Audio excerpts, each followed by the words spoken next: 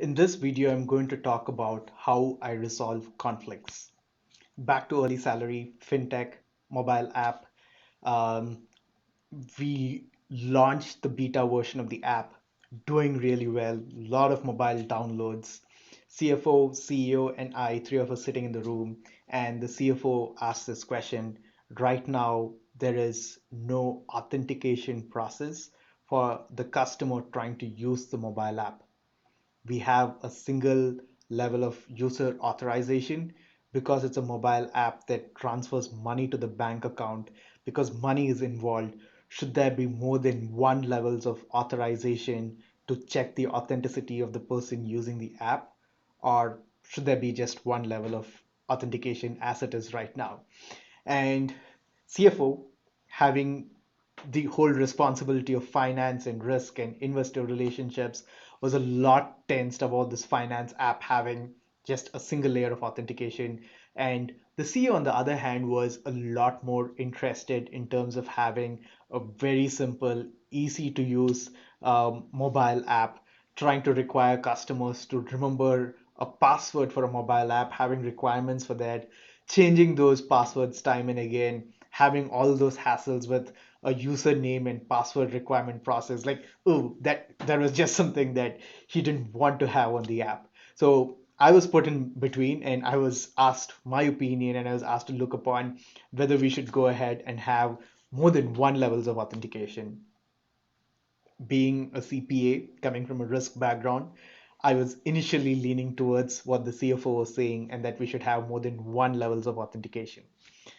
I requested for some time, went back, started looking at the process that we had, uh, tried thinking and looking out for loopholes that could potentially be exploited, kind of was trying to gauge whether I would be comfortable if I were a user of this app with a very low level of knowledge and even with a very high level of knowledge, like what is going to be the comfort for customers in this diverse range of knowledge about the risks that are involved in this particular process as it is right now. Second, I started looking at what are other banking apps and other apps in the similar space doing. Many of the banks have a multiple level authentication process, like you at least have to enter your user ID and password onto your mobile phones, your banking app, or you need to do a fingerprint. You need to give in your fingerprint. Okay, back then fingerprints were not there, but you had to give a user ID and password to log in into the app. And for most other apps, there was no process as this. And I think even for me, as I was trying to use an app, it was really easy to use an app when there wasn't a user ID and password requirement. So I started looking back at the drawing board, trying to check and see again whether anyone would be able to misuse the app.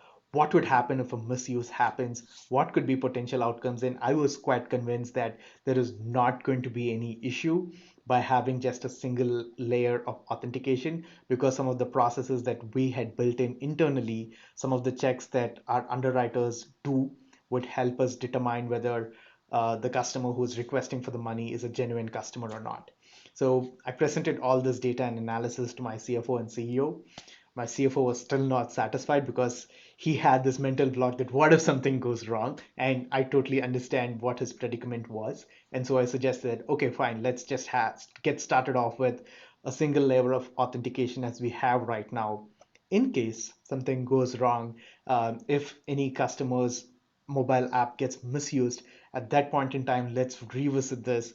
Let's check and see whether we should have more than one level of authentication. And it's been over 2 years. We still have a single level of authentication.